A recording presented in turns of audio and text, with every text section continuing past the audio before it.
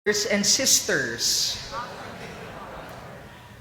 maliit pa po ako, sinama ako ng mga tiyahin ko po sa bangko.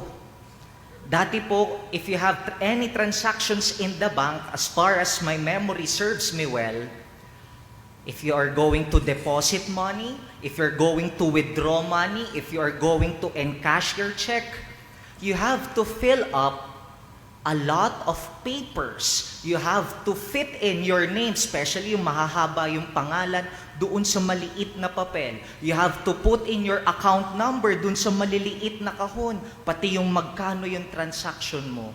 Kung marami kang transaction, mas maraming papel ang gulo-gulo tignan.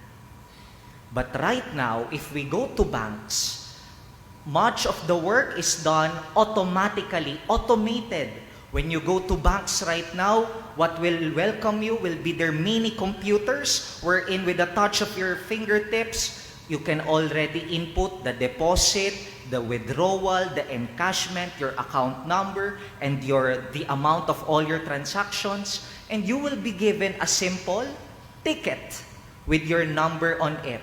You will just wait for your number to be flashed on the screen and proceed to the teller to do your transaction. What happened?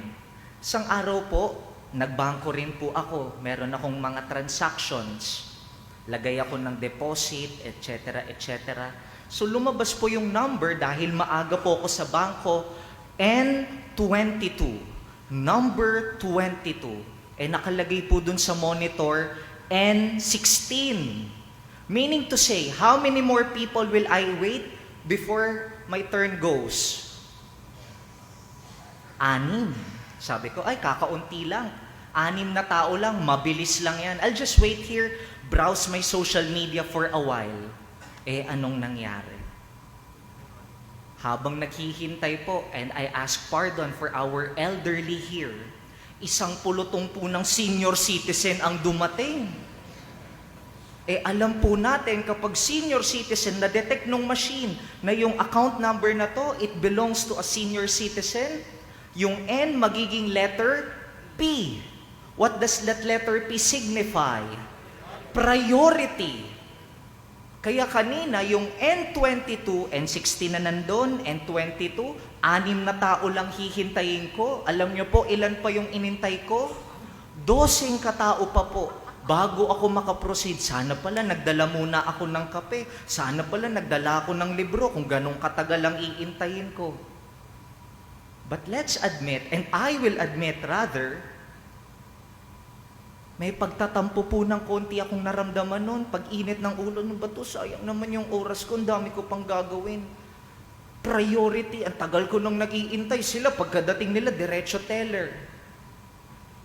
And I am telling to you this story, hindi po ako nag-grumble sa elderly natin dito. I am telling you this story because pretty much the same with our gospel for today. We heard that our vineyard owner went out at 6 a.m., 9 a.m., 12 noon, and 3 p.m. looking out for laborers para pumitas ng ubas sa kanyang vineyard. At nakakagulat, because in the culture of the Jews, kung tayo po ngayon, 8 hours ang work, sa culture ng Jews, 12 hours, 6 a.m. to 6 p.m. Sa totoo lang, lugi na nga yung 6 a.m. sa mga tinawag ng 3 p.m. But surprisingly, this vineyard owner still called laborers at what time? 5 o'clock in the afternoon. And if we will calculate how many more hours will these people called at 5 p.m. work? Only 1 more hour. At nung dumating na yung time para ibigay yung kanilang sahod sa araw na yon, we all heard that those who worked at 5 p.m., yung 1 hour lang nagtrabaho, pareho lang po ng kita doon sa nagtrabaho ng 6 a.m., yung 12 hours, yung nagtiis ng init ng araw, 12 hours, pareho lang sila ng sahod. And I was asking the Lord in my reflection, Lord, are you an unfair God? Are you a God with favoritism? Ikaw ba ay madayang Diyos? Ikaw ba ay may kinikilingang Diyos? Pagod na pagod yung 6 a.m., tas yung mga 5 p.m., isang oras lang nagtrabaho, pareho pa rin ang natanggap. Napaka-unfair mo naman. Will you not consider the hard efforts, the time spent by those who work at 6 a.m. and reward them with a little bit more? Or deduct a little from those who work with only 1 hour? And let's admit, even in our life, sometimes, our God treats us like that. We have so many intentions, specific intentions, which we have been praying for how many years already right now, for how many months. And then we will hear from our kamag-anak, from our friends. Isang araw lang ng dasal, kinabukasan, may answered prayers na. Pumunta lang sa Baklaran, sa Quiapo ng isang beses, tayo ilang buwan nang naglalakad ng nakaluhod. Sila isang beses lang pumunta, mamaya, may good news na.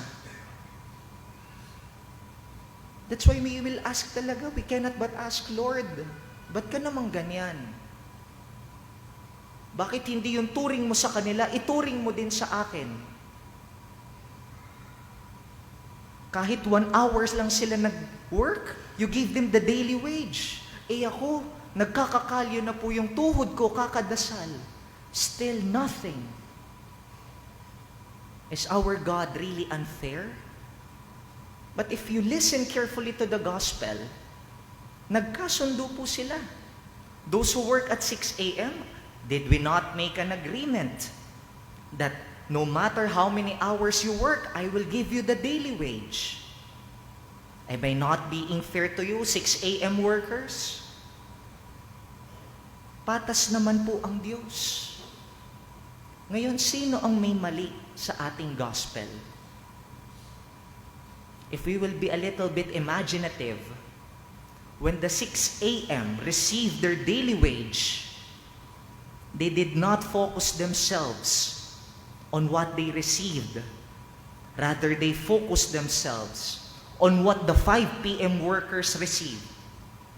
Kaya, kapag sa biyaya ng iba tayo laging nakatingin, nagmumukhang maliit yung kaloob sa atin. If we are always focused on the graces, blessings received by other people, what God has given us will diminish its value. We forget.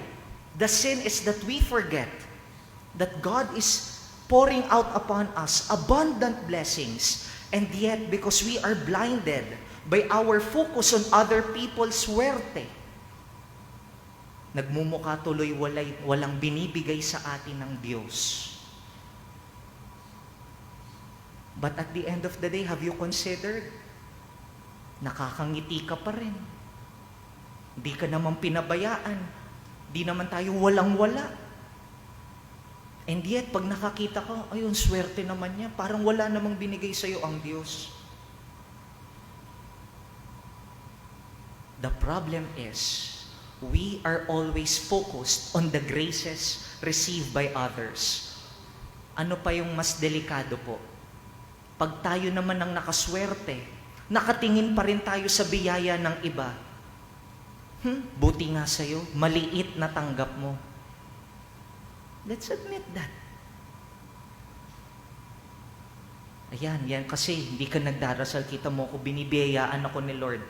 Minsan iniisip ko, yun yung mindset po ng mga 5 p.m. workers. Yan, pasikat kayo, 6 a.m. kami, 5 p.m. lang, 1 hour, still daily wage. Yumayabang din kasi nakatingin sa natanggap ng iba. So my dear brothers and sisters, let us remind ourselves that God is every day, always showering His abundant graces, abundant love to us. All we have to do is to refocus our view, our perspective sa mga binibigay niya sa atin. Otherwise, that focus given to others will always give us comparison. It will make you either envy, jealous, or full of arrogance. And if there came a time in your life na baka talagang maswerte ang iba, na parang ang tagal-tagal na po nating nagdadasal, wala pa rin tayong natatanggap at puro kamalasan ng ating nararanasan, I tell you this, for the days that we feel that we are not enough, please take a look at your right hand. Please take a look at your right hand. Kindly place it on your left shoulder and remind yourself while tapping your shoulder, I am enough. I am enough. Sapat ako. Sapat ako. Wala akong kailangang patunayan sa iba. Kung sila makahigit, okay lang. Someone above me is looking at me, I am enough. Kahit maliit lang na ibigay ko, kahit 1 hour lang, someone above is looking, that is enough, my daughter, my son. Remind yourself. There's no point for us to be jealous, to be envious with the graces received by others. Because God is fair, tapat at sapat. Hindi siya magkukulang. We just have to refocus our vision to the blessings received in our lives. And if really the world will say, sila nakaswerte, ikaw malas, tap your shoulder, I am enough. Sapat ako. Amen.